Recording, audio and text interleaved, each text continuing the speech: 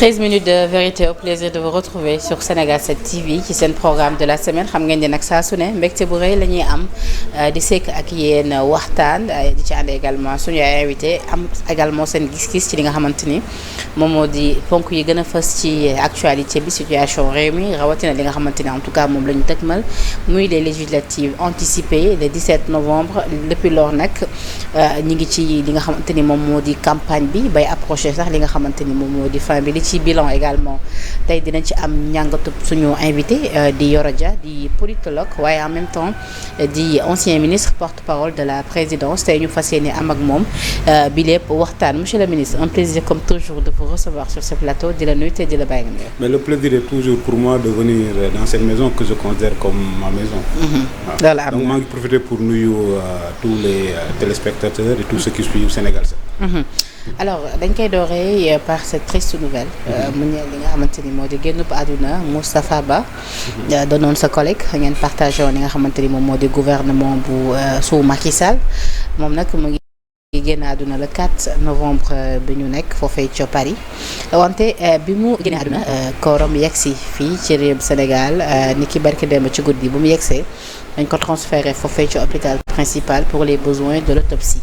ñu waroon xëy nag amal li nga xamante ni moom moo di levée du corps bi fële ci hôpital bu Ouakam mais à notre grande surprise dañ ko mujjee reporté ndaxte autopsie bi noppeeguñu ci.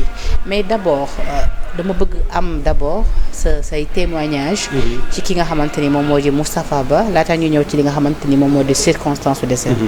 waaw jërëjëf Penda Moustapha ñoo duggandoo ci gouvernement bi moo nekkoon le gouvernement du 17 septembre 2022 donc c'était mon collègue du gouvernement mais avant muy dugg ci gouvernement bi sama xarit bu yàgg la je crois que bi ma koy xam Amadou Ba moom moo ko présenté woon boobu moo nekkoon directeur de la coopération financière et puis après bi ñuy def PSE aussi 2014 ak 2019 gis naa ni mu ci taxawoon ni mu ci xare woon tànk tubéy Moustapha daawul noppi lu mukk boo gisee li ñuy wax le miracle du PSE là en 10 ans ñu am ay taux de croissance constant même après Covid-19 le Sénégal moo nekkoon l'un des rares pays au monde bu am croissance positive loolu en grande partie liggéeyu Moustapha la Moustapha dafa yàgg ministère des finances def fa 30 ans Moustapha est un enfant de l'État et de la République xam nga man damay défendre toujours l'exception sénégalaise l'État la République donc bu ñu la République c'est abstrait mais bu ñu waxee derrière l'abstraction de la République il y a toujours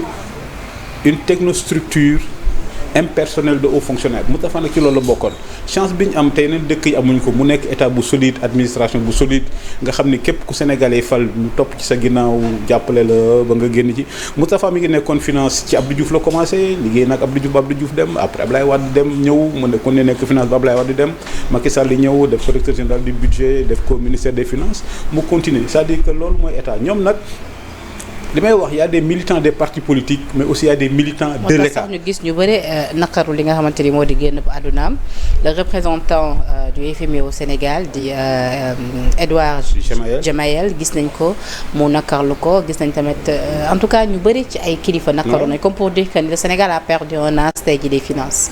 mais le Sénégal a perdu un grand homme boo gisee témoignage yu Djemayel bi rek lañ ci mën a retenir mooy. bu doon li ñu wax am na dafa trafiquer ay chiffres nekk un faussaire Djemayel n'était pas obligé de faire ce genre de témoignage donc ñu ngi ciy profiter encore pour jaale ay mbokkam jaale Sénégal xam ni Sénégal dañuy wax bëgg sa réew ci jaamu yàlla la bokk te yenn certains hauts fonctionnaires yi nga xam ce sont des militants ñoom dañoo bëgg seen réew parce qu'ils estiment que l'État la République est au-dessus des partis donc mën nañoo wax Moustapha que dafa liggéeyal Sénégal ba génn àdduna donc yàlla na ko yàlla comme li ñuy wax fa xaalu la maa yurid yàlla lu mu bëgg rek lay def inna lillahi wa inna ilayhi raji'un donc daal vraiment koo xam ne daal Sénégal amel na ko njukkal bu rëy alors baal ma monsieur le ministre nga yëkkati tuuti micro bi ci yow voilà mais c'est-à-dire yaa ngi koy brosser léegi ginnaaw accusation yi nga xamante ni le premier ministre yëkkati na ko woon ci li nga xamante ni moo di ndoddam ma déglu ki nga xamante ni moom moo di Cheikh Yérim Seck. mu def ci révélation ni déggante woon nañ juste après lu nu mel mais nee na nem si yàlla si li mu ko waxoon mooy il comprenait pas en tout cas li nga xamante ni moom moo di ces accusations là est-ce que yow yooyu les cadres bi mu jibee jot nga ci entretenir ak moom wala bokk yëg nga ay xibaar yu jóge ci moom ci nu mu ko war a apprécier en tout cas. non yàgg nañoo waxtaan même biñ nekkatul ci gouvernement bi li Yérim wax moo am c'est-à-dire nit koo xam ni xam nga état jàng nga état républicain nga mais mënoo comprendre comportement premier ministre. mënoo ko comprendre tey jii États-Unis pour joxe benn exemple bu ñu demee ba ci campagne bi à un certain niveau de la campagne les services de sécurité et de renseignement dañuy briefer président bi nekk Maison Blanche mais aussi dañuy briefer les deux candidats sur la situation sécuritaire sur la menace terroriste mais doo dégg mukk benn candidat utiliser affaire boobu. Kamala Harris ak Donald Trump pendant toute la campagne chaque jour les services de renseignement américains dañ leen di briefer sur la situation sécuritaire les menaces parce que ñoom ñaar ku ci nekk mënoon nga nekk président États-Unis donc aussi boo nekkee premier ministre il y a des informations yoo xam donc ko am par ta fonction dafa am un minimum de sens de responsabilité j'étais pas là-bas Macky Sall ak Bassirou Diomaye Faye bi ñuy def passation de service mais en certain moment ñoom ñaar rek ñooy toog Macky Sall dina ko wax yenn choses sensibles yoo xam ne ci dëkk bi que la menace sécuritaire lii fii la toll mais Diomaye du génn mukk di ko wax donc Ousmane Sonko yenn information yi mu am génn divulgué ko gi demee noonu pour man mooy li may wax irresponsabilité limitée et c'est pourquoi naa ko waxaat fii sauf que parce que premier ministre la sensibilité de la fonction daa laaj responsabilité mais boo amee quelqu'un boo xam ni dafa am irresponsabilité illimitée ak la sensibilité de ses fonctions c'est une menace pour l'État c'est une menace pour la République il y a des choses yoo xam dañ la koy wax dans le secret de ton bureau ça doit rester dans le secret des bureaux donc loolu mooy État Moustapha moo nekkoon ministre de l'économie et des finances bu dee alternance am na donc c'est tout à fait normal qu'il fasse un briefing sur le plan économique sur le plan financier les comptes de la nation comme ñi ce sont les nouvelles autorités il y a pas de limite il y a pas de barrière il leur dit tout mais ça nag quand tu as le sens de l'État amoo droit utiliser ko à des fins politiciennes. D'autant plus que man li mu wax gëwuma ko. parce que l'État du Sénégal ne peut pas être un État faussaire. parce que État du Sénégal bi ma xam. ak ñi ciy liggéey. État du Sénégal mënul nekk un État faussaire. donc les chiffres ne peuvent pas être faux li am dafa am endettement extérieur ak endettement yoo xam ni ce sont l'endettement des trucs parapublics yu demee noonu. mais nag comme disait Assane II, ça sert à rien de donner des arguments de bonne foi à quelqu'un de mauvaise foi. Et comme monsieur le Premier ministre est de mauvaise foi, il a utilisé tout pour dire que l'endettement du Sénégal est de plus de 10%. Aujourd'hui, on en voit les conséquences. Parce que lui, ce qui l'intéresse, moi, la motivation politicienne. Ça veut dire que l'homme d'État, ce qui l'intéresse, moi, l'État. L'État d'abord, le pays ensuite. Ça veut dire que l'État d'abord, le pays ensuite. Les gens oublient que les partis politiques, c'est des associations privées. PASTEF est une association privée. Donc, PASTEF, l'intérêt de PASTEF sur le plan purement politicien ne doit pas primer sur les intérêts de l'État. Donc, comme nous sommes vers une campagne électorale, il a préféré sacrifier l'intérêt et l'image du Sénégal à l'autel de l'intérêt très partisan et très privé de PASTEF en disant que le Sénégal a un taux d'endettement de 10%. On voit aujourd'hui les conséquences. Ouais, non, c'est même pas politique, c'est politicien. Pour vous. C'est politicien, c'est même pas politique. Parce que la politique a quelque chose de noble. Mais c'est politicien. Moi, nous allons vers des élections législatives. Il faut pour convaincre les Sénégalais que il faut faire l'arbitrage entre l'intérêt de l'État, de la République et l'intérêt du parti. Avec le régime communiste là, on connaissait les partis États. Mais Ousmane Sonko veut un État-parti. Ça veut dire affaire Samba Ndiaye. Le président de la République prend un décret en Conseil des ministres, premier ministre compte signé quoi. Tu vois tout l'état-major de PASTEF, c'est pas normal, oui, parce que le gars n'a fait pas partie du projet. Il ne faut pas que les gens confondent PASTEF, qui est une association purement privée, et l'État du Sénégal. Xam nga yàgg nañu wax parti État mooy nekkoon les régimes communistes les régimes socialistes. Le parti État, ça veut dire que à la limite le parti prime sur l'État. Mais waa parce que ñoom lu ñu bëgguñ parti État de État parti lañ bëgg. Et combien de fois ngay gis nit naan la way pour nomination yi est-ce que ci projet bi nga bokk mais Pastef c'est pas l'État c'est pas la République c'est une association privée. Loolu dinañ ci ñëwaat léegi mais d'abord bu ñu taxawee ci li nga xamante ne maintenant moo di circonstance su génn ba à rappeler que ni nag tey suñu plateau bi ñu ngi koy amal ci plénière bi. ndax dafa tàng donc yenn son yi ba ngeen koy dégg c'est tout à fait normal alors monsieur le ministre. Sur ordre du procureur de la République ñu amal li nga xamante ni moom moo di autopsie. ci corps ki nga xamante ni moom moo di Moustapha Ba. a rappelé que ni nag d'après yenn information yu ñu véhiculé médecin légiste bi nekk ca Paris dafa wax ni déclaré ni loolu ab mort naturelle la. mais lu ñu jaaxal moo di ci autopsie bi ñu def fii ci réew Sénégal nee nañu mort bi du naturel. ce qui veut dire que c'était prémédité. donc qui en voulait réellement tey jii ci bakkanu ki nga xamante ne en tout cas moom moo di Moustapha Ba génn àdduna Moustapha Ba kan lay profiter en réalité. mais je pense que décès Moustapha Ba ça ne doit profiter à personne parce que Moustapha Ba est un héros national gis nañ lim liggéey pendant 30 ans lim defal Sénégal donc génn àddunaam c'est une perte pour le Sénégal. parce qu'on ne comprend pas ce qui se passe actuellement. Ouais, mais mooy la différence. xaw ma ndax yéen a ngi mesurer gravité bi. non il y a deux lectures mais à la limite ça permet aussi pour les Sénégalais de faire la différence entre ñun ak ñoom xam nga bi procureur décidé.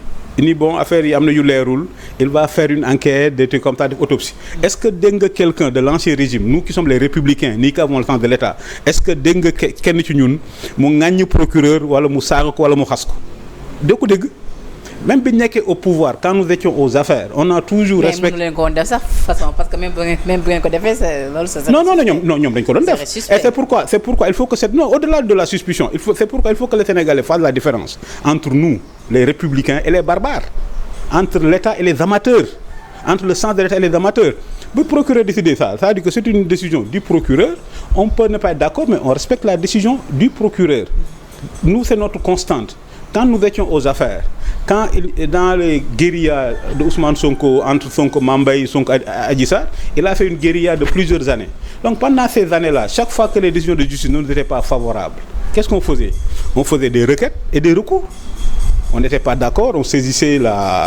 faisait un recours à la cour d'appel on faisait un recours à la cour suprême mais mosoo ñu dégg kenn ci ñun mu ŋàññi magistrat wala mu saaga ko wala mu xas ko wala mu wax lu ñaaw ci ñoom par contre ñoom chaque fois qu'une décision de justice ne leur pas été favorable lu ñu doon wax dégg nañ fii ku wax oui les magistrats sont des clochards tey jii moom mooy président de la République. wala qu'est-ce qui s'est passé en réalité wala jàkkaarloo ko magistrat constitutionnel de la magistrature avec Moustapha Ba parce que a rappelé que ni mu ngi génn àdduna ci jamono ji nga xamante ni voilà ñi ngi koy wax sànq jamono bi nga xamante ni yenn accusations yi ñu ngi doon plané ci kaw li nga xamante ni moom moo di ndoddam jugee ci ki nga xamante ni moom moo di le premier ministre Ousmane Sonko ci ay falsification de chiffres. jugee ci kan. ci le premier ministre Ousmane Sonko. le premier bluffeur. non kooku xam nga kooku li ñuy wax kooku li ñuy wax yàgg naa ko wax kooku ay waxam jarul dóor sa doom moom ay waxam jarul dóor sa doom wax na fii ni way bato yaa ngi ñëw guddi di manque pétrole bi ba léegi indiwul preuve nee na fi gis na ci benn compte 1000 milliards mosul gis na ci benn compte 1000 milliards mosul indi preuve waa ji li ma sa wax yëpp mosu fi indi benn preuve. parce que li ñu jaaxal mooy dañ daan gis fii ci réew mi lu ci bëri ci ay analyse sax bitim réew lañ koy defee. moom Ousmane Sonko sax bi ñu waxee ni dañ ko bëggoon faat.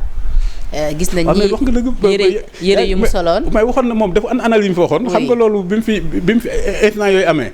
il avait dit que dafa yónnee ay analyse toxicologique à Paris là. mais ana résultat yi ba léegi. nga xamante ni son avocat Clédor moom moo ko c'est-à-dire ce qu'on ne comprend pas maintenant mooy kon dans ce cas là naka la nit mun a faatoo ca Paris médecin légiste bi ni mort naturelle la fii au Sénégal ñu détecté yenn yi qu'est-ce qui se passe en réalité. non ce qui se passe. te bëgg nañ comprendre parce que ñi ngi naan enquête bi confié nañ ko à la DIC ba sa femme sax serait attendu à la DIC.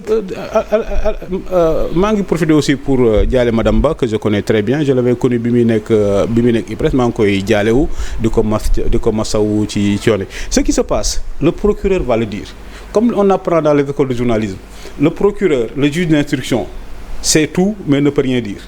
procureur xam na lépp juge d'instruction xam na lu bari mais mënul wax dara. par contre journalistes la plupart du temps ils n'ont pas accès à l'information mais ils doivent tout dire. ce qui se passe c'est du ressort du procureur de le dire. donc comme nous sommes des républicains le procureur s'est saisi de l'affaire en disant qu'il y a des doutes qu'il a ouvert une enquête. donc nous en fions à l'enquête du procureur et on attend à ce que le procureur publie des résultats. comme affaire bi ci loxo procureur nee na dina ko leeral nañ xaar mu leeral ko mais ala kulli xaalin daal dama yaakaar ni ku mel ni Moustapha qui est un héros sénégalais. bu génnee àdduna Sénégal war nañ ko delloo njukkal. te ñu def affaire lu gaaw delloo ko famem ngir def li islam wax ñu jébbal ko boromam ñaan yàlla yërëm ko. tout à fait voilà ñi ngi jébbalaat suñu njaal Sénégal 7 ba tey ci sama kàddu alors monsieur le ministre fan yi passé dafa am ab poste bu nga xamante ni journaux polémique boo def ci li nga xamante ni ñeeloon na célébration de la journée des forces armées. waaw xam nga bi ñuy célébrer boobu les journées le général Birame Diop ministre des forces armées. dafa offrir ay conseils gratuits aux familles dans toutes les zones militaires. mu ngir mu nekk des moments de communion avec les populations. yow nag dafa mel ni apparemment lu ni mel neexul woon ba nga def ci post bi ma liiral la ko nga commenté ko. nga ni le cannibalisme du populisme ronge le cœur de l'État. Général, on vous attend sur la guerre de l'Est avec les djihadistes à nos frontières, pas dans l'organisation de concerts, transporter des copies ou des semences, dévie l'armée de sa mission, se préparer à la guerre. mu mel ni daal fu mu ne nii yow comprendre trop dëgg-dëgg li nga xamante ni moom mooy doxalinu armée fii ci réew mi bu ñu mënee tënk li nga xamante ni en tout cas moom nga ko wax jàpp nga ni peut-être ñi ngi gën a nekk ci li nga xamante ni waruñu ko woon nekk te li ñu war a nekk moo di gën a vigilant ci li nga xamante ni en tout cas moo di suñu kaaraange poste bi nag bi nga ko defee waaw xaw ma ndax li nga commenté waaye gars yi xaw nañ dara waaw même problème c'est-à-dire xam nga li may wax souvent intellectuel la c'est-à-dire intellectuel c'est la liberté de penser mënoo nekk intellectuel ba pare wuy wax lii kële wax na lii et puis c'est toujours comme dit Beau Marché sans liberté de critique il y a point d'éloge flatteur am nañu d'accord c'est ça le rôle d'un intellectuel et c'est pourquoi bu ma gisee certains collègues de l'université qui n'osent pas prendre la parole parce qu'ils disent oui quand tu prends la parole gars yi dañ lay saaga donc je préfère me taire et c'est de la à la limite c'est de la lâcheté intellectuelle parce que souvent ñi koy wax je vois dañuy def bac plus 10 wala bac plus 13 yow nooy amee bac plus 13 ñi me woo wax parce que quelqu'un ku nekk à bac moins 7 da lay saaga ki nekk ci internet bi la saaga souvent il est à bac moins 7 man li ma wax je l'assume parce que un intellectuel aussi xam nga un intellectuel s'il n'a pas le courage c'est juste un diplômé et moi je me veux un intellectuel j'ai eu la même attitude par rapport à livre bi fi daam bi bëggoon indi maa fi def benn étude boo xam ni ci la lépp jógee ba finalement ñu annuler affaire ba demee noonu xam nga lan laa wax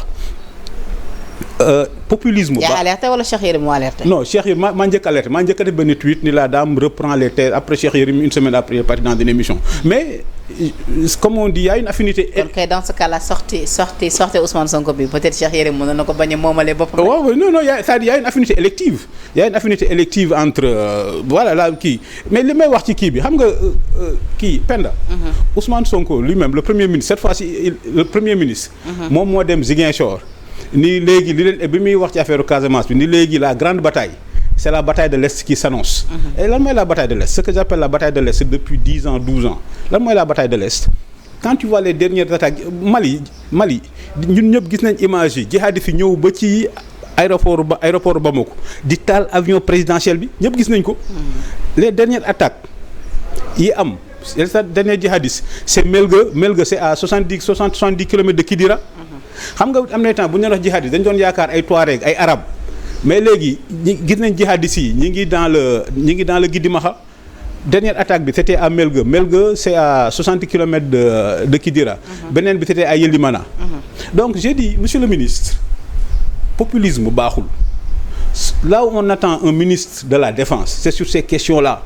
Sur les questions de sécurité mais le Mali est tombé entre les mains des djihadistes le Burkina presque djihadistes yi jël nañ ko les djihadistes là dañu ngi xalaat en termes de stratégie est-ce que boo xoolee la cartographie des attaques djihadistes est-ce que dañuy continuer vers la Guinée wala est-ce que dañuy ñëw Sénégal ñun foofu lañ toll donc c'est ce qu'on attend du ministre de la Défense c'est sur ces questions là est-ce que dispositif yëpp jël nañ ko donc le rôle de notre ministre de la Défense c'est pas d'organiser des concerts et c'est pourquoi je dis le populisme est en train de ronger le cœur de l'État beneen affaire bi une affaire populisme aussi on a entendu le président du Conseil constitutionnel dem France di wax ci affaire élection présidentielle affaire ni mu déroulé c'est du populisme le président du Conseil constitutionnel ne doit pas oublier qu'il est encore en exercice et il est tenu par l'obligation de réserve finalement bu ñu demee ba finalement ce sont les élites qui ne respectent plus les règles pourquoi le peuple va respecter les règles. Mais pourquoi waxuloo ko autrement pourquoi avoir employé tey jii des termes comme le cannibalisme.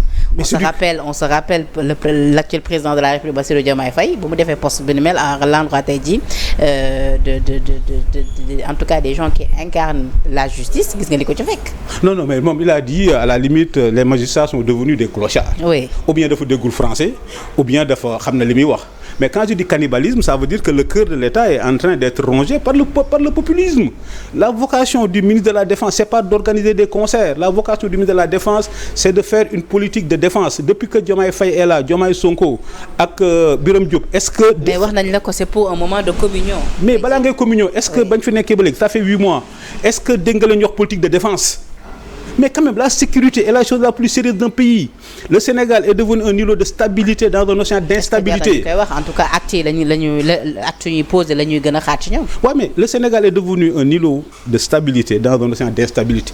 Tey jii, on doit penser que le ministre de la Défense warul nelaw. Et quand tu as les djihadistes à 60 km de Kidira, les gens disent que est-ce que dañuy jubal Guinée jóge nañ normal yi xam nga Kidal djihadiste Kidal lañ leen doon wax Kidal.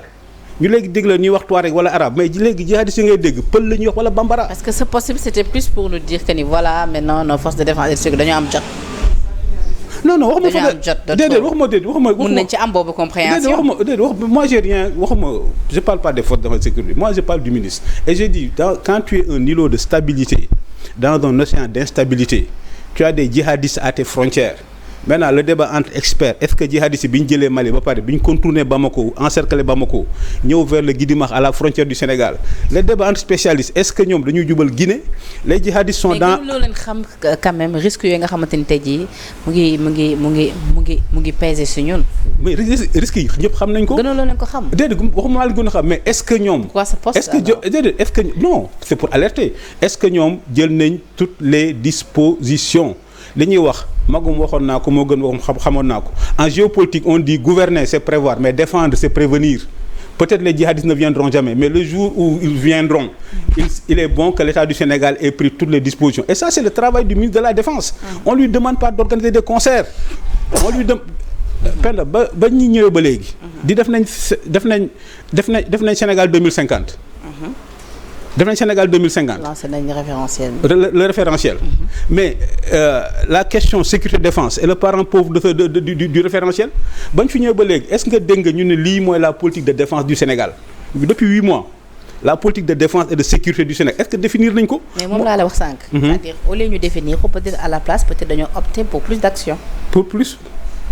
ban action non léegi xam nga la ñuy wax moom laa doon wax gouverner. moo tax ma la peut-être gouverner. Oui. C'est prévoir défendre c'est prévenir c'est ça la différence quand tu gouvernes tu prévois mais quand tu veux défendre c'est la prévention gouverner c'est prévenir défendre gouverner c'est prévoir défendre c'est prévenir. D'accord. Moi je ne fais que il faut que les gens aussi arrêtent le populisme li ma wax ci poste bi aussi et quand tu vois temps est passé oui il y a des problèmes de distribution des copies on appelle l'armée pour que l'armée distribue des copies. Quand il y a des problèmes de semences on appelle l'armée pour que l'armée distribue des semences c'est du populisme. Le rôle de l'armée c'est pas de distribuer ni des copies ni des semences le rôle de l'armée c'est de se préparer à la guerre. Et oui, mais su fekkee ni avec ñoom mooy gën a am plus d'organisation et plus de transparence pourquoi pas parce que gis nañ fii sax le ministre El Malick Ndiaye si jamono bi nit ñi di dem en tout cas pour seen tabaski et autres. gis nañ ko ba ñu déployer li nga xamante ni moom moo di l'armée pour ñu dawal li nga xamante ni moom moo di les bus te gis nañ organisation bi. est-ce que l'armée a vocation à se substituer à l'incompétence El Malick Ndiaye est-ce que l'armée a vocation à se substituer à l'incompétence de Guirassy. Est-ce que l'armée a vocation à se substituer à l'incompétence de Mabouba Diagne mais bientôt attends dama lay wax rek kon bientôt bu nu mu tudd ñi dingi mbalit mi buñ grévé nañ ñu ne armée bi nañ dem dingi mbalit mi c'est pas le rôle de l'armée.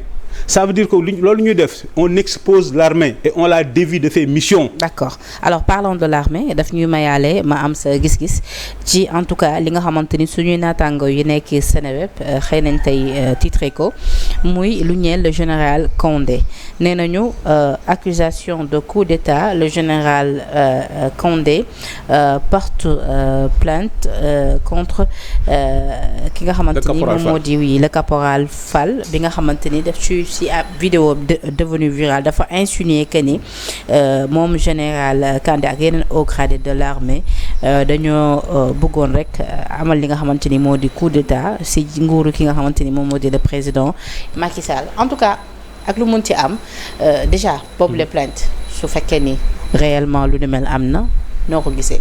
non xam nga loolu la wax le cannibalisme du populisme encore Souleymane Kandé est général de la République. Il a fait ses preuves sous le feu. Il s'est couvert de gloire. À l'unanimité, tous les militaires le saluent. Comme disait Napoléon, il y a des généraux qui obtiennent leurs étoiles sous le feu. Il y a d'autres qui obtiennent leurs étoiles à l'antichambre d'état-major. Am na fii ñoo xam ne mosuñu dégg coup de feu. C'est-à-dire un général comme Kandé nga xam ne à l'unanimité ñëpp tout le monde reconnaît son mérite ñëpp reconnaît nañ ko. Un caporal j'ai rien contre les hommes de troupe. Comment un caporal peut juger un général? Où va le Sénégal? Et si la vidéo est devenue virale, pourquoi pas? Oui, mais si la vidéo est devenue virale, c'est un peu parce que nous sommes dans un contexte de populisme. C'est-à-dire wax ju rëy temps yi Sénégal les gens pensent que pour se distinguer il faut nga wax ju rëy c'est-à-dire Sénégal fonkatuñ xam-xam. Un caporal, ce qu'il y a de plus bas dans l'armée, qui accuse comme ça un général, un caporal, comment il a fait pour accéder à certaines informations? C'est ça, comme damay wax, ça veut dire que Sénégal, c'est ça le drame aujourd'hui. Sénégal fonkatuñ xam-xam. Sénégal léegi li ñu fonk mooy kuy wax ay tojaange kuy wax ay wax ju rëy. Caporal, général, caporal ba général. Comment ce monsieur-là peut aller voir dire oui, il y a un coup d'État, il y a un tel, quand même. Donc c'est ça, c'est ce que j'appelle le cannibalisme du populisme. C'est-à-dire il faut que Sénégal ñu recentrer ko ku nekk xam sa place. Et pourquoi le nom du général Condé revient toujours sur l'espace public? Mais ce que je connais de nos militaires, mais Condé lui il n'a rien demandé. Ce que je connais des militaires, ce que je connais de nos officiers généraux que je fréquente depuis très longtemps, parce que pendant très longtemps j'ai donné des cours au niveau de l'armée. Le peu que je connais de ces gens-là, ils ne demandent rien. Et mais malheureusement, les politiques avec les civils, ñoo leen di dugal dans leur débat politicien wala dans d'autres débats. Quand lui n'a rien demandé, ba fi coow li amee ba léegi da nga ko dégg mu wax da nga dégg Kandé Ngang mais nit ñi ñooy wax di def photo mag yu demee nag dégg nga am c'est-à-dire on a une grande armée. ñu bëri sax ci nii nañ ko xamee. mais tamit defoon naa benn tweet bi affaire yu door bi Sonko waxee ci affaire armée bi j'ai dit qu'on ne peut pas accepter que tu salisses l'honneur d'un officier et que tu jettes le discrédit sur notre armée. À la limite parler de coup d'État au Sénégal c'est discréditer l'armée. L'armée du Sénégal est une armée républicaine. Il faut me répéter ko Senghor moo ko njëkk a wax Senghor moo ni si vous voulez avoir une armée républicaine et boo lire le livre d'Abdou Diouf là les mémoires d'Abdou Diouf Senghor dit Abdou Diouf si nous voulons avoir une armée républicaine il faut qu'on recrute nos militaires là où on recrute les administrateurs civils et les magistrats et c'est pourquoi les militaires du Sénégal ne sont pas complexés. En Égypte on dit l'armée c'est pour les gens qui n'ont pas réussi au baccalauréat. Donc les militaires que nous avons dañuy am bac ils vont à l'université ils font 4 ans après ñu choisir dem ENOA les autres choisissent dem ENAM les autres choisissent dem ceci dem fu leen neex mais c'est pourquoi quand tu fais l'ENOA tu deviens un officier. C'est-à-dire l'ENOA avant tout on t'apprend la culture d'officier. C'est quoi un officier? C'est une attitude, c'est des comportements. Et ñooñu à l'ENOA on apprend à nos officiers que la toge prime sur l'épée. C'est-à-dire le civil prime sur le politique. Le président de la République est un civil mais c'est le chef suprême des armées. Le gouverneur de région est un civil mais c'est le patron du Comzone. Donc les gens l'acceptent. Oui. Donc les gens l'acceptent parce que c'est ça les règles. Donc Sénégal bi fi élection yi amee ñuy wax way coup d'état j'ai dit à nos amis journalistes français qui étaient venus en masse pour assister en direct au coup d'état et je dis vous perdez votre temps. Vous perdez votre temps. Le Sénégal ne prend pas des dispositions pour empêcher un coup d'état. C'est dans la tête des officiers. Les officiers acceptent c'est quoi leur rôle. Contrairement au Mali où l'armée croit quel est l'arbitre du jeu. C'est pourquoi Mali il y a toujours des coups d'état. D'accord. Dans d'autres pays africains il y a toujours des coups d'état. Sénégal xoolal tension bi ñu fi am 2021 ba 2026 am nañ fi les événements de 88 mais mosoo dégg armée seen kii dugg ci ñoom luy seen rôle képp ku sénégalais yi fal bu ñu demee voter un dimanche ñu ni un tel moo gagné mooy le président de la République et l'armée lui prête allégeance jusqu'à ce que sénégalais dingi ko.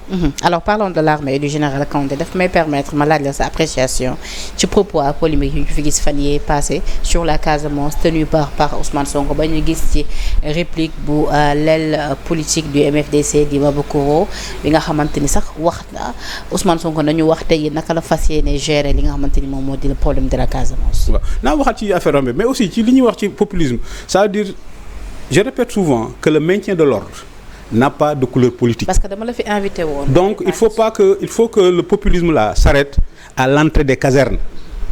Il faut que le populisme s'arrête à l'entrée des casernes. Parce que c'est la même gendarmerie qui réprimait Pastef qui est aujourd'hui au service de Ousmane Sonko. Et c'est ça un État.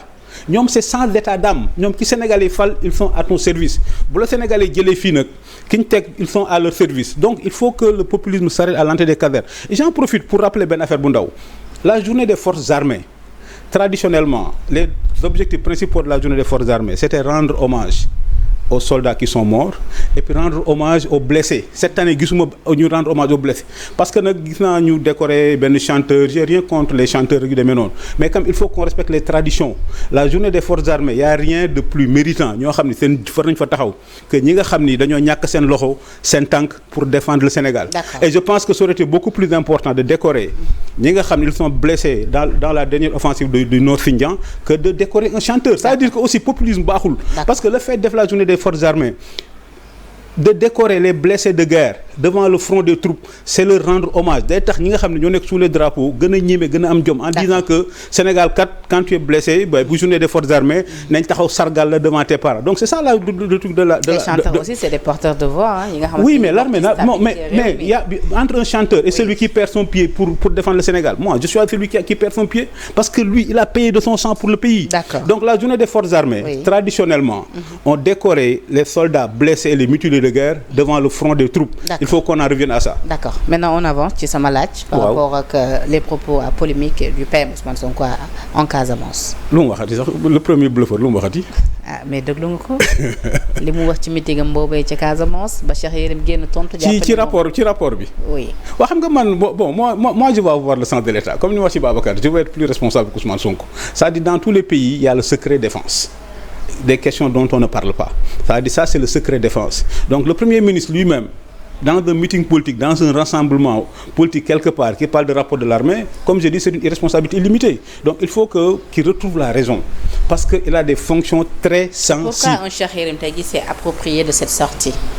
Non mais parce que Cheikh Yérim comme moi, nous sommes des intellectuels. Alors ça que yaa ngi naan yow yaa njëkkoon alerté. Mais si livre maa njëkkoon alerté mais nous sommes des lanceurs d'alerte. Et livre bi c'est parce que nous on a réagi que livre bi ji kiiwul.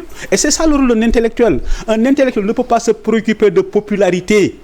C'est-à-dire qu'un intellectuel, quand tu défends une idée, un principe, tu ne peux pas te préoccuper de ce que les gens pensent ou disent sur les réseaux. Tu ne peux pas te préoccuper, est-ce que neex nit ñi boo ko defee tu n'es plus un intellectuel. Et malheureusement, c'est ça le drame du pays. Et pourquoi vous aviez alerté aujourd'hui, la plupart de nos intellectuels. Pourquoi nga jàpp ne tey jii livre boobu waruñu ko publier fii ci réewum Sénégal alors que tey jii maa ngi la koy wax un Mabakuro bi nga xamante ni moom mooy l'aile politique du MFDC dégg nga ko mu ne pourquoi ñu war a interdire boobu les publications sachant que ni lu ñu mel day xamale Sénégalais ak seen taarix. ci Casamance mais lu tax xam nga Jacques Prévert dafa wax on ne doit pas laisser les intellectuels jouer avec des allumettes xam nga guerre Casamance guerre Casamance lu ko indi parce que pendant longtemps l'État du Sénégal a laissé Abbé Diamacoune jouer avec des allumettes. L'État du Sénégal a laissé Diamacoune faire l'historien et écrire l'histoire à sa manière. Diamacoune, des vidéos, oui, pendant la colonisation, la Casamance n'était pas dans le Sénégal, mais avec le Sénégal. Pendant la colonisation, à la limite, la Casamance avait son autonomie. Il y a des documents secrets qui attestent qu'à 20 ans après l'indépendance, Casamance est indépendance. Donc, on l'a laissé jouer avec des allumettes, il a brûlé la Casamance. Depuis lors, la Casamance, ça fait 40 ans. Après, la MFDC, le gars de MFDC, c'est Diamacoune lui-même qui a demandé le témoignage de la France. Les documents yi may wax am na Archives nationales France, donc je demande le témoignage de la France. Jacques Charpy qui était le directeur des archives là, Jacques Charpy est venu témoigner en disant que Diamacoune raconte des histoires que li mu wax mosul am, que pendant la colonisation mosul am une colonie de la Casamance différente de celle du Sénégal, mais Diamacoune moo njëkk a rejeté affaire bi. Donc on a laissé quelqu'un jouer avec des allumettes, instrumentaliser les jeunes jusqu'à ce que les jeunes prennent des armes, jusqu'à ce que les Sénégalais se battent entre eux. Mais c'est quoi le bilan de la Casamance? Combien de morts? Combien de trucs détruits? Comment ça nous a retardé? Est-ce que les leçons de l'histoire, comme dame historienne, est-ce qu'on va encore laisser une dame, on va la laisser jouer avec des allumettes? Donc sur ce point-là, vous êtes d'accord avec Ousmane Sonko? C'est la seule fois où nous sommes d'accord. C'est la seule fois où nous sommes d'accord. C'est la seule fois où nous sommes d'accord. On ne peut pas laisser cette dame-là jouer avec des allumettes pour encore brûler la Casamance. Autonomie non advenue. Ça veut dire non advenue. Ça veut dire que si on enlève ce qu'il appelle non advenu, donc l'autonomie est possible. Beaucoup intellectuellement, il y a des jeunes qui vont encore y croire quand même, alors qu'on vient juste d'avoir la paix. Mais on a la paix. Comme en termes de sciences politiques, la paix est irréversible. Donc dans ce cas-là, Ousmane Sonko bëgg na defaat li nga xamante ni moo di réew Sénégal parce que tey jii li nga xamante ni peut-être day yee fitna mu ngi koy éviter. contrairement à sa gis-gis bi nga ma joxoon. mais lim yàq keroog man ak yow bi ñu mujjee def émission. mais lim yàq moo ëpp lim yàq moo ëpp Casamance la paix irréversible pour 3 raisons. Le fait que le monsieur du MFDC là nekk à Ziguinchor dans un lieu connu invite les journalistes fasse sa déclaration publiquement te dara xewul ça montre que la paix est revenue. Une guérilla ne négocie sérieusement que si elle est convaincue que l'option militaire est impossible. Aujourd'hui, même les radicaux les plus fous du MFDC savent que l'option militaire est impossible. Et c'est pourquoi je dis Casamance, la paix est revenue, parce que l'armée a gagné la guerre et l'État du Sénégal a gagné la paix avec le désenclavement. D'accord. Aujourd'hui, il y a le pont de Farefenni et Ziguinchor est la seule ville du Sénégal, il faut le répéter, à avoir 2 aéroports et un port. Ziguinchor a plus de potentiel que Dakar. L'ambition de la Casamance aujourd'hui, c'est de se dire comment nous on fait pour dépasser Dakar. Parce que votre l'histoire du Sénégal, le Sénégal est venu au nord, né à Saint-Louis, s'est développé à Dakar, mais l'avenir du Sénégal, c'est la Casamance. Cheikh Yérim Seck ni le président Macky Sall gérer en tout cas le problème Casamance nee na président yi fi jaar yëpp kenn réussir ko comme ni ko Macky Sall réussirait. La plus grande réussite de Macky Sall pendant les 12 ans, xam nga lan la pour man, c'est pas le TER, c'est pas le BRT, c'est le pont de Farafenni. Le pont de Farafenni qui faisait que mënoo dem Casamance sans rupture de charge. Et c'est pourquoi c'était tout à fait normal que waa Casamance bu ñuy ñëw Dakar ne dañuy dem Sénégal parce que tu pouvais pas faire la Casamance sans rupture de charge. Le plus grand mérite de Macky Sall, si je devais retenir qu'une chose de Macky Sall, c'est le pont de Farafenni. Le pont de Farafenni, Abdou Diouf a essayé pendant 20 ans, il n'a pas réussi. Abdoulaye Wade a essayé pendant 12 ans, il n'a pas réussi. C'est Macky Sall qui a réussi à faire le pont de Farafenni. Et plus la Casamance se rapproche du côté des infrastructures, mais plus l'idée indépendantiste s'éloigne. D'accord. Mais il n'y a pas de lien dialectique par contre entre éloignement et sentiment indépendantiste. Boo xool États-Unis, boo jógee États-Unis bëgg a dem Alaska, tu traverses tout le Canada. Mais n'empêche que les gens de l'Alaska se sentent américains comme les autres. Parlons de Macky Sall, lu tax ñëwagul ba léegi en tant que tête de liste de l'intercoalition Takku Wallu également parce que gis nañ lettre am sous forme de bilan et de programme bi nga xamante ni fësal na ko avec 5 promesses ci bu ñu accéder tey jii en tout cas à l'Assemblée nationale comme majorité. Non ñun ñu ngi liggéey ci programme de gouvernement bi pour que le 17 bu ñu amee majorité le lendemain qu'on puisse prendre les premières mesures urgentes. Mais Macky Sall gère son agenda, il est libre de venir au Sénégal quand il veut. C'est l'ancien président du Sénégal. Comme il y a une certaine tradition, une courtoisie qui veut que... Et dans ce cas-là, qu'est-ce qui l'empêche d'être là? Oui, mais c'est pourquoi je dis pour... Mais il a son agenda. Il a son agenda, oui. et puis il est là. Mais quand même, en tant que tête de liste... Oui, mais en tant que tête de liste, c'était important. T'as dit qu'il soit là pour battre campagne. Mais... La preuve, t'as dit, les autres opposants, faut l'agner agrippé pour dire qu'il n'est pas là, donc les Sénégalais ne votaient pas pour quelqu'un qui n'est même pas présent. Mais il est présent. Comme disait la publicité, c'est appel vidéo. Non, avec le béton et le goudron. Comme non mais am na benn publicité Bata. Xam nga Bata mooy dalu Bata. Je fais pas de la pub. Dañu doon wax xam nga lu nekkoon seen slogan. Pas un pas sans Bata. Tu peux pas faire un pas sans voir une voiture Bata. Sans voir une chaussure Bata. Mais Sénégal, tu peux pas faire un pas sans voir une infraction de Macky Sall. Non mais lolu les autoponts, le BRT. Mais lolu signifiewul qu'il est là et que voilà. Lolu mën na combler en tout cas. La chance qu'il a la chance qu'il a sur les autres opposants, lui, il a un bilan visible. Ce qui fait que ñi fi nekk pendant 8 mois, on va leur comparer ak li Macky Sall def. Est-ce que finalement Macky doit adopter stratégie élection yi à chaque élection yi dinañ ñëw non surtout mon avis élection yi c'est pas est-ce que Amadou Ba, Macky Sall, Barthélémy Dias, élection elle est simple, c'est un référendum. Ça dit c'est pour ou contre Pastef.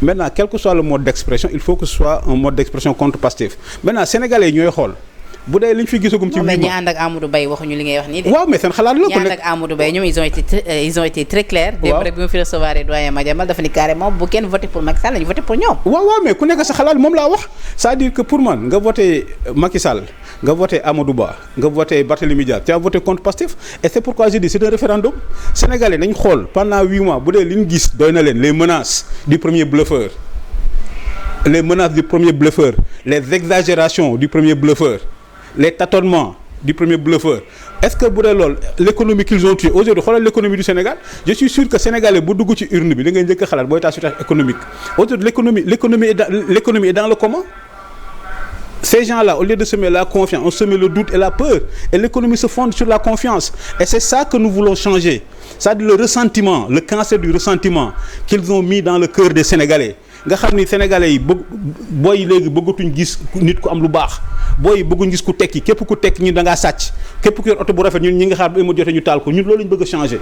c'est-à-dire que ressentiment ñoom yéen loolu mais ressentiment bi ñu def ci xol nit ñi. mais monsieur le ministre ban Sénégal lañ nekk di wax c'est-à-dire yéen loolu pour ngeen changer ko di nekk lu jafe parce que loolu ci seen nguur lañ jàpp ne loolu ci la amee ci réew mi. waaw mais non may xaar ci seen nguur la ñu jàppee ni coppite dafa am ci seen nguur la ñu jàppee ni da ngeen délapider xaalis sénégalais ci seen nguur lañ ko jàppee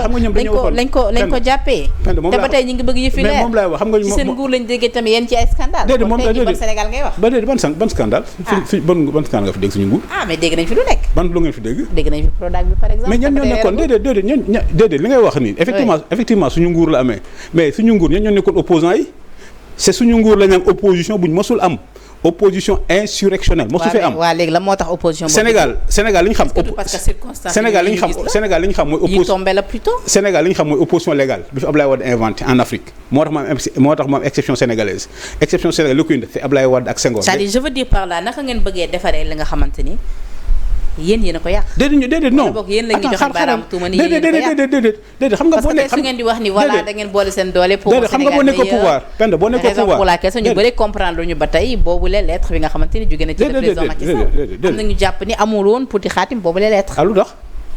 lu tax mais il a écrit pour faire le diagnostic des 8 mois qui est catastrophique et pour proposer des solutions alternatives qui sont à mon avis très pertinentes. Effectivement là aussi solution yi ñu ngi ko doon xaar moom ci 12 ans de régime yi. mais 12 ans de régime Penda 12 ans de Macky Sall yi dëkk bi changé na yow tamit xanaa tu vis sur la planète Mars mosoo dugg ci BRT bi. déedéet mosuma ci dugg. mosoo dugg ci terre bi. mosuma ci dugg. mosoo jël autoroute bi génn pour dem Waalo. waaw maa ngi koy jël. maa ngi koy jël yaa ngi jël autoroute bi. mosoo jël autoroute ba Touba. maa ngi koy jël. mosoo romb Diamniadio gisoo stade bi c'est-à-dire que effectivement suñu nguur la amee parce que ñun bi ñuy tabax. et le bilan immatériel. dafa def mais bilan immatériel bi mooy li may wax ni ces gens-là ont semé la méchanceté le cancer de la méchanceté et du ressentiment dans le cœur des Sénégalais mais lu ñu woon nii mais ñun dañoo bëgg changer loolu. dañoo bëgg a dugalaat ci xol. c'est-à-dire monsieur le ministre. ces gens-là ni ñu melul woon. est-ce que du yéen a tax ñu mel ni ñu mel c'est-à-dire parce que nag ki seen nguur il faut reconnaître que ni mayu mooy ñi ngeen jàkkaarloo ni mayu leen woon dara.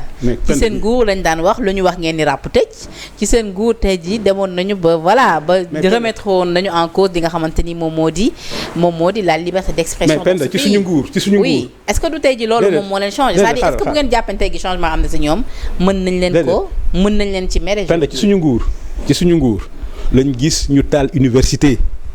même 1968 gars yi mosuñoo taal université ci suñu nguur lañ gis ñu taal université ci suñu nguur lañ gis ay opposants ñu jël cocktail molotov. mais justifié moo ko waaye dafa amoon ay circonstances yu ko waraloon. mais Penda rien ne peut justifier ça.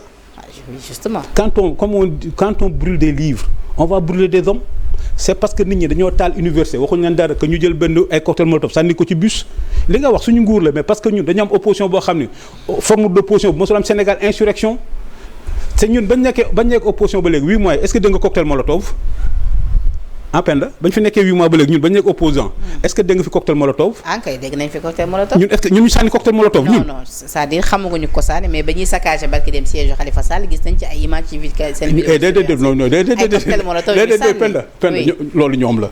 xam nga aussi ñoom mais gis nañ Penda dans le pays de Léopold Sédar Senghor on a vu un barbare dire jël leen seen jaas yi jël leen seen paaka dans le pays de Senghor mais c'est-à-dire ñoom ils ont la violence dans leur ADN c'est pourquoi je les appelle des barbares. Mais il s'est excusé après. Mais ça suffit pas. Je les appelle des barbares c'est ça la différence ñun nous sommes différents d'eux. dama lay wax gis nañ fi un Barthélémy Dias bu taxaw tenir des propos yu nga xamante ni doy na waar ca Tamba. waaw mais après plus tard il s'est excusé. oui ñun c'est-à-dire ñun duñ Barthélémy Dias c'est-à-dire mosu ñoo wax. dama lay oui mais d'accord mais y a opposition Penda. Penda li nga wax ni ñun li may wax mooy li ñu bëgg mooy faj sénégalais yi xolu sénégalais yi. Sénégal mel ni mu meloon. dëkkandoo bu rafet yéene ñëpp jàmm. lépp am jàmm mais xam nga ñoom li ñu def ci xolu sénégalais yi. c'est ça qui tue le pays mooy le ressentiment. ça veut dire que ñun dañoo bëgg sénégalais delluwaat ni ñu meloon. ça veut dire que dëkkandoo. yéene ñëpp jàmm. c'est-à-dire opposition li may wax ci opposition. koo xam da ngaa nekk opposition. di jël ay cocktail molotov. di taal université. di taal ay bus. donc boo nekkee pouvoir taxaw naan damay jël jaasi c'est normal. et c'est ça la différence. d'accord rapidement sa gis-gis ci sortie bi Adama Gaye def Adama Faye plutôt sur Macky Sall moom nag wax na lu bëri ci Macky Sall ba sax ni dañ ko war a servir ab mandat d'arrêt international ba noppi itam nee na deal da daan am ci diggante Mame Boye Diao ak ki nga xamante ni moo di Macky Sall ci ay suuf yu ñu daan jaay. Mame Boye Diao daan récolté xaalis di ci jox Macky Sall li nga xamante ni moom moo di commission. ba noppi itam nee na ci protocole Cap Manuel Macky Sall yëkkati na 2 milliards jàppalee ko Sonko ak Diomaye ci li nga xamante ni moo di seen campagne. nee na sax loolu sax peut-être moo waral tey jii ñoom lu bëri duñ ci nekk à l'aise ci ki nga xamante ni moom moo di jëm ci ki nga xamante ni en tout cas moom moo di Macky Sall. xam nga loolu xam nga yu mel nii. xam nga yu mel nii le premier bluffeur moo ko findi wax lu la neex sans aucune preuve mais li muy wax la ci indi ay preuves. moom Adama Faye mais bien sûr mais c'est la charge de la preuve revient à celui qui accuse mais sinon ça devient trop facile. mais mën naa taxaw Dakar accuser la dara sinon bu dee mën nga accuser nit sans apporter aucune preuve mais bu ma neexee ma génn ci mbedd mi yàq seen wax lu ma neex. mais sorti Adama Faye yu ressenti lan moo ko waral. mais laaj leen ko mais nañ di ay preuve ci li mu wax xam nga li ñuy wax la charge de la preuve quand tu accuses quelqu'un di le premier bluffeur moo fi taxaw ni Mame Mbaye affaire Prodac 29 milliards bi ñu demee tribunal le juge l'a condamné. mais bii xam tax mu doy waar bii goro. Macky Sall moo tax di def yenn révélation yi. waaw mais moom nañ di preuve yi. est-ce que loolu rek du source bu fiable. xam nga déedéet du mën nag source bu fiable xam nga nous sommes des journalistes la vérité des faits la preuve nit lu mu wax na ko indi preuve am mais Adama Faye ni indi preuve am mais sinon ça devient trop facile parce que li may wax c'est la maladie que le premier bluffeur nous a imposé au Sénégal wax lu la neex plus c'est gros way Adji Sarr complot de l'État contre moi. affaire médecine bi nga doon wax way l'étude toxicologique là yónnee naa affaire yi mi ngi dem France ba léegi app indiwul benn preuve gis naa ci benn compte 1000 milliards ana preuve yi c'est-à-dire que nit luy wax day indi preuve boo ko mënte indi c'est de la diffamation preuve mais damay wax nag mais c'est la maladie aujourd'hui qui sévit au Sénégal et que nous on va essayer de guérir à côté du ressentiment le fait que ñu yàq xolu sénégalais yi ba léegi sénégalais dañuy bon xol bëgguñu ko tekki bëgguñu ko am dara yéenewuñ kenn jàmm ñun loolu lañ bëgg a dingi indiwaat la confiance que sénégalais fonk boppam fonk dëkkandoom pour ñu mën a tax dëkk bi parce que booy xool aussi l'histoire de l'humanité on n'a jamais rien bâti avec du ressentiment ressentiment moom day yàq rek mënoo cee tabax dara mënoo cee defar dara donc il faut que quand même on apprenne dans ce pays là quand quelqu'un fait des choses comme ça qu'il apporte les preuves sinon ça devient trop facile. d'accord beneen mbir bu nga xamante ni rapidement tuuti ma signal que ni waxtu bi jeex na mais tuuti nga may ma ay simili rek ma évacuer en tout cas 2 ou 3 questions. beneen bi mu ngi tourner autour de 2 plaintes benn plainte bu jiitu bi mooy plainte bi nga xamante ni jóge na ci Ousmane Sonko dem ci ki nga xamante ni moom moo di Madiambal Diagne. ndax nee na Madiambal dafa yëkkati des fois yenn kàddu jëmale ko ci moom yi nga xamante ni loolee daal neexu ko. en tout cas mais Madiambal démb bi ma ko recevoir nee na jotagul boobu les plaintes. donte di nag nee na déggante woon na ak ñi nga xam ñoo ko waroon indil. vu qu'il était hors de Dakar joxoon na leen en tout cas instruction que dinañ ko bàyyi këram. mais jotuñu ko fa bàyyi ñibbisi na nag mu ngi leen di déglu jusqu'à présent beneen plainte bi nag muy jëm à l'encontre de Anta Babacar Ngom jóge ci cabinet wu maître Abdinar Ndiaye bokk ci avocat wu Ousmane Sonko yi. moom xanaa day wër di porter plainte rek. plainte yi de mu ngi bu waxul wax ju rëy day porter plainte. mu ngi wulee Ndiaye. kon moom il veut avoir le droit exclusif wax lu ko ne wax ju rëy du apporter benn preuve keneen ko wax mu dalee porter plainte non li may ciy wax ci réponse yi mooy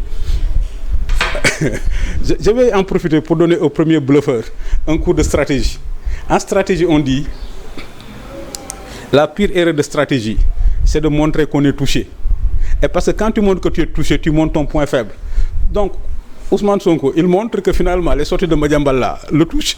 Donc il montre son point faible.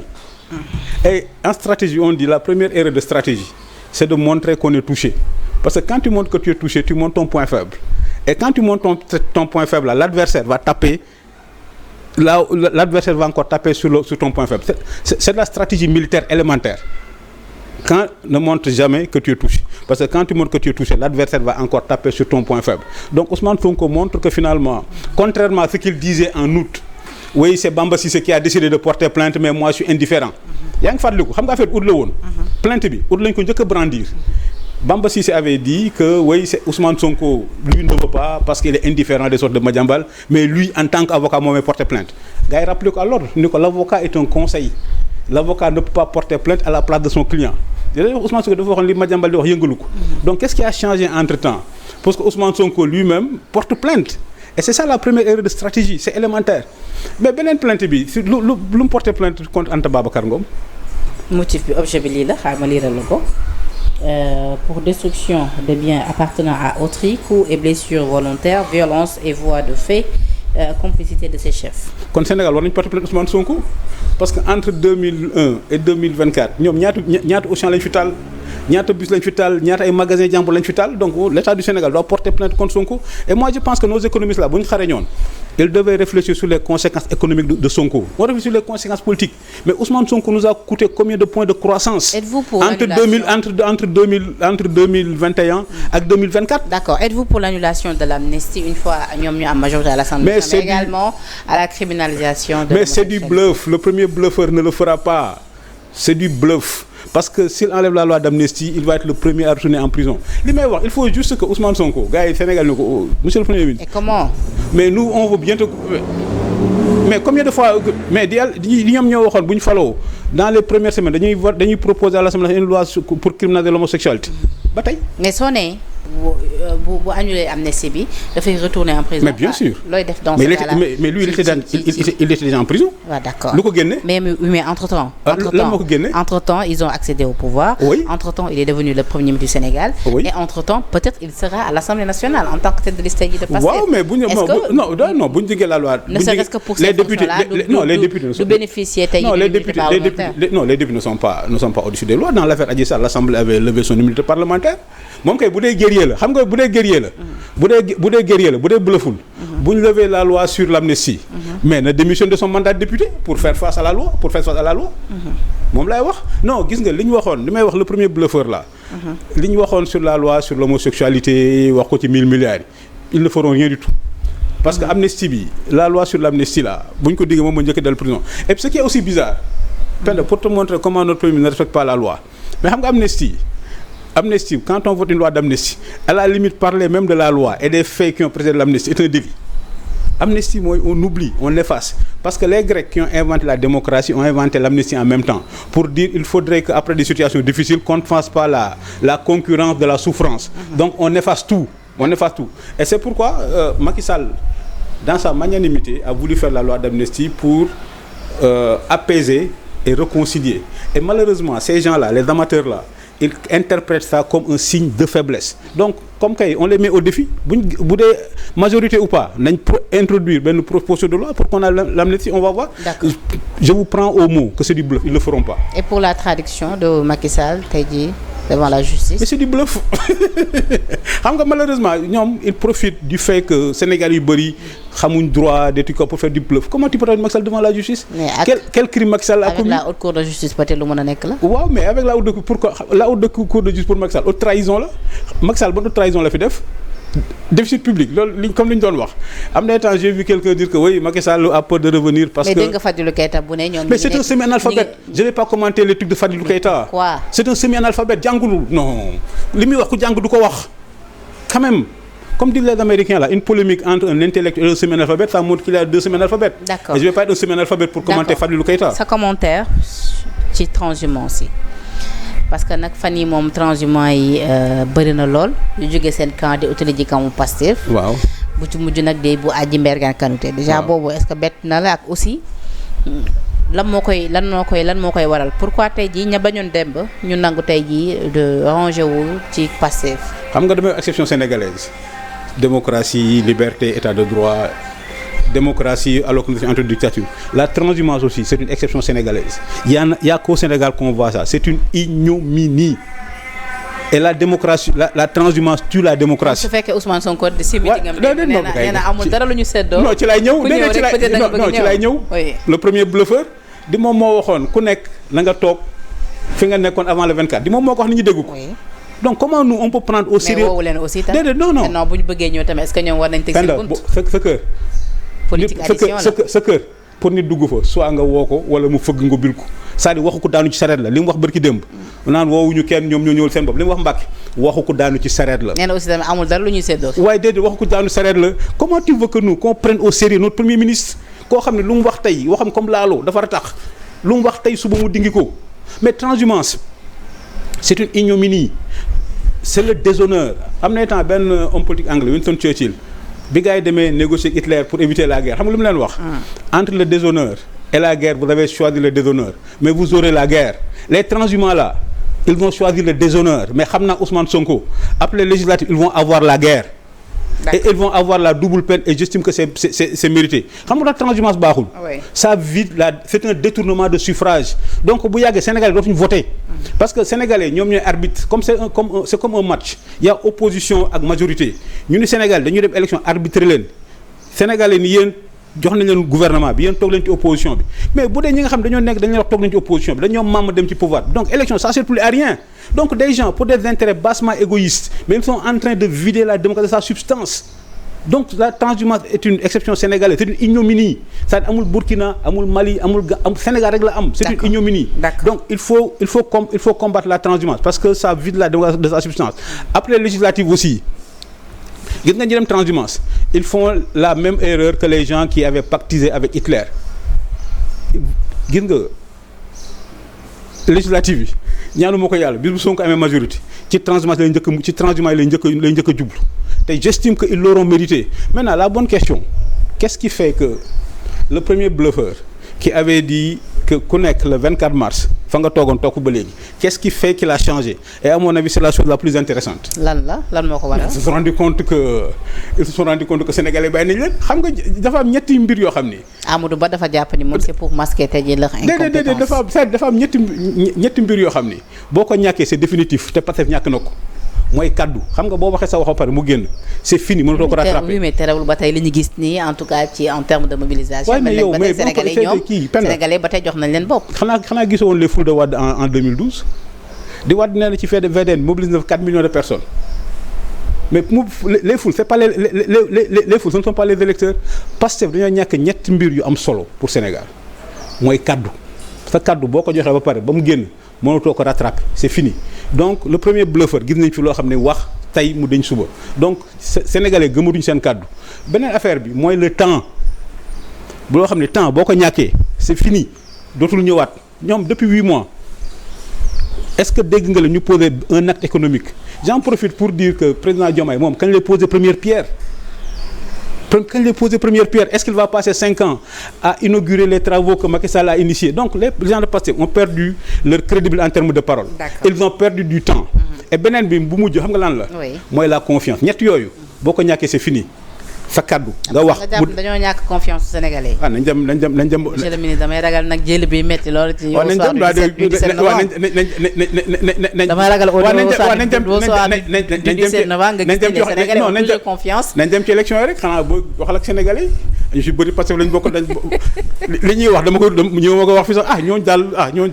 d'accord seen wax jarul dóor sa doom. alors monsieur le ministre ça a été un plaisir comme toujours di bokk ak yow waxtaan di la bàyyi nga tàggatoo le mot de la fin. waaw maa ngi lay gërëm di gërëm sa auditeurs yëpp di wax sénégalais yi aussi ñu mobiliser pour dem voter surtout ñi nga xam ni d'habitude dañuy nekk dans l'abstention parce que la démocratie bëggul spectateur et dëkk day arrive benn situation boo xam ni être spectateur vraiment li wala fi di wax seetaan moo gën a dàq ci ndaje mais dëkk day nekk foo xam ni seetaan ça devient un délit donc sénégalais yi nga xam ne dañoo seen carte d'électeur te ñu nekkoon dans l'abstention dama leen di wax le 17 mars le 17 novembre nañ génn dem voter parce que avenir u dëkk du caaxaan fi may jeexalee rek damay wax sénégalais li ñu fi gis ci 8 mois yi bu dee doy na leen ñu continuer bu dee doy leen nag ñu def demi tour dellu ginnaaw ndànk comme ça ñu tegaat dëkk ci yoon am gouvernement de cohabitation et d'unité nationale pour Sénégal mën a jëm kanam jërëjëf. Vous soutenez la liste Takku Wallu certainement. Oui bien sûr je soutiens la liste avec notre tête de liste Macky Sall qui en 12 ans a transformé le Sénégal et a fait notre économie selon la Banque et le FMI, l'une des économies les plus dynamiques du monde pendant ces derniers 12 ans, jusqu'à ce que le premier bluffeur vienne nous dire que l'État du Sénégal est un État faussaire. Mais j'aime bien le premier bluffeur, parce que le premier bluffeur a dit que l'État du Sénégal est un État faussaire, mais léegi moom xam nga moom léegi receleur la xam nga en droit léegi Pastef a été toujours un parti faussaire maintenant c'est devenu un parti de receleur lan mooy receleur nga ni gars yi pendant 12 ans dañoo toje xaalisu réew mi ñoom ñoo sàcc dëkk bi tey jii nga ubbi leen ñu ñëw di ànd ak yow loolu mooy recel donc Pastef a été un parti faussaire maintenant c'est un parti de receleur. D'accord monsieur le ministre Yoro Dia dit politologue mais également ancien ministre et porte-parole de la présidence tey moom la ñu amaloon mbégte sekk ak moom waxtaan bu yaatu sur les questions d'actualité am ci bu baax a baax en tout cas li nga xamante ni moom moo di analyse am. Ça a été un plaisir monsieur le ministre de vous recevoir sur ce plateau di la remercier ci sa disponibilité di remercier également la régie tuuti moo nekkoon ci machine bi di remercier administration bu Sénégal 7 yëpp Tonton Thiaw Junior pour la coordination ak yéen ñi nga xamante ni yéen safoo saa su ne sunu ay programme di leen jox dig daje ëllëg incha allah ci beneen plateau jërë ngeen jëf. Merci.